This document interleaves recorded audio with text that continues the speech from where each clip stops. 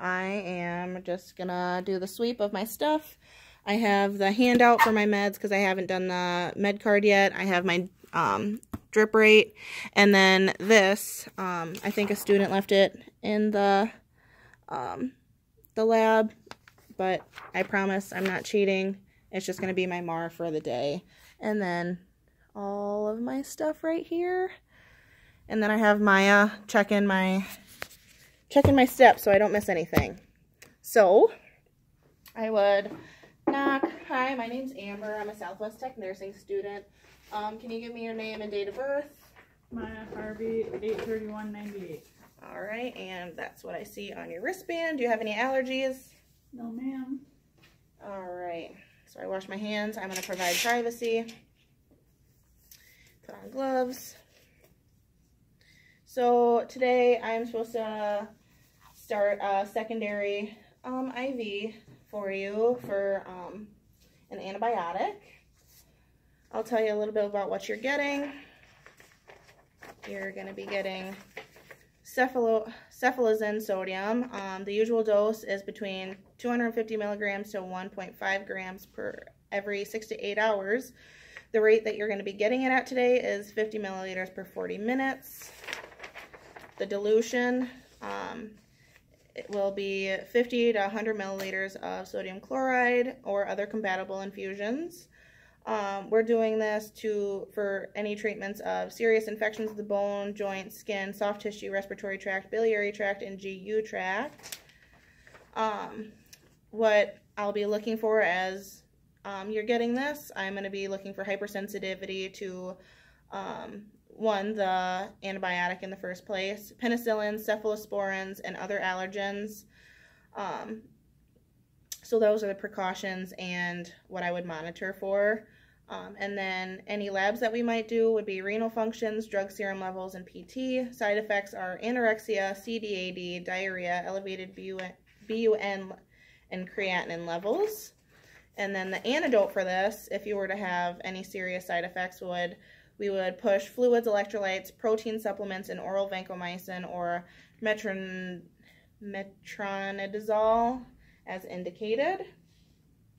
So then I would check the primary bag for the drip rate, looking for any kinks or anything, and making sure it's actually going into the patient. I would look for signs of phlebitis, which is like a warm, raised, tender part of the skin at the insertion site, and I don't see any of that. And I would also be looking for any infiltration, which would be like a cool, hard bump, like bubble on the surface of the skin, and I don't see that as well. So I would start my first check. Cefalozin,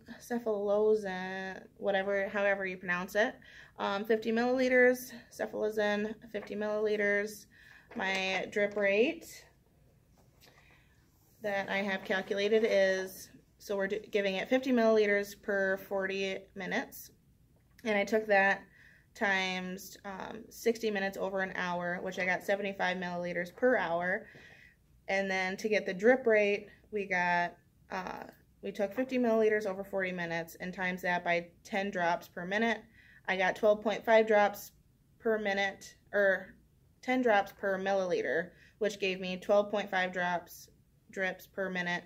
And I divided that by 4, and I got 3 drips per 15 seconds. My second check, cefalozin, 50 milliliters, cefalozin, 50 milliliters. The 5 rights are right patient, right med, right dose, right route, and right time. Third check would be cefalozin, 50 milliliters, cefalozin, 50 milliliters. And then I would check the integrity of the packaging, and it doesn't look like there is any discoloration or crystallization. The expiration date is March of 2022, so that's well within the limits.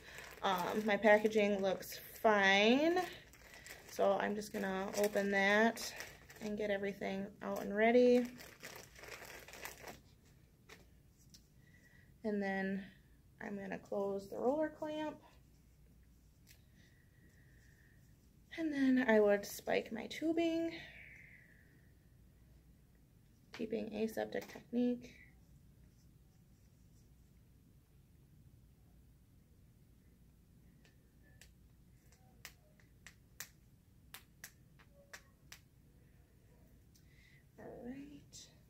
hang it up, and then I'm going to be priming my tubing next after I find the port. And then I would take an alcohol wipe and scrub it for a good 30 seconds. 30 seconds. All right. And then keeping aseptic technique, I'm going to connect my secondary tubing to my primary line. And then I'm going to prime it, making sure that there's no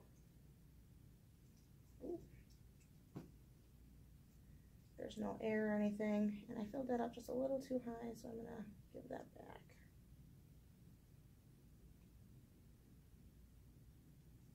All right, perfect. And then I'm going to lower this to make sure it's lower than the secondary line. So after that's finished, I'm going to start my drip rate. So I'm going to open the secondary line up, and then I'm going to open the primary tubing.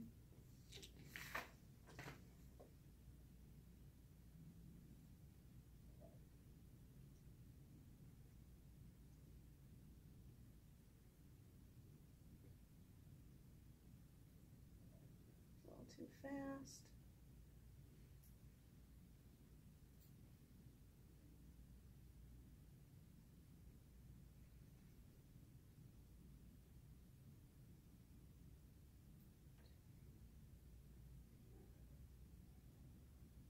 Perfect. So that's set up, and then I would have my instructor check it, since this is what we're learning this week. And after that's done, I would take some tape. I would put it on the actual bag and the tubing with my name, my date, the time, and what the drip rate is. And then to restart the IV by taking it out, I would place a new linen under them. I would wash my hands, put on new gloves. I would remove the tape, get a 2x2 gauze, put it above the insertion site, take out the IV, apply pressure for 1 to 3 minutes. I would remove that linen, and then I would get another 2x2 gauze, fold it, put it on the insertion site, tape it down, and then I would ask if is there anything else I can do for you. If they say no, and then I can go document.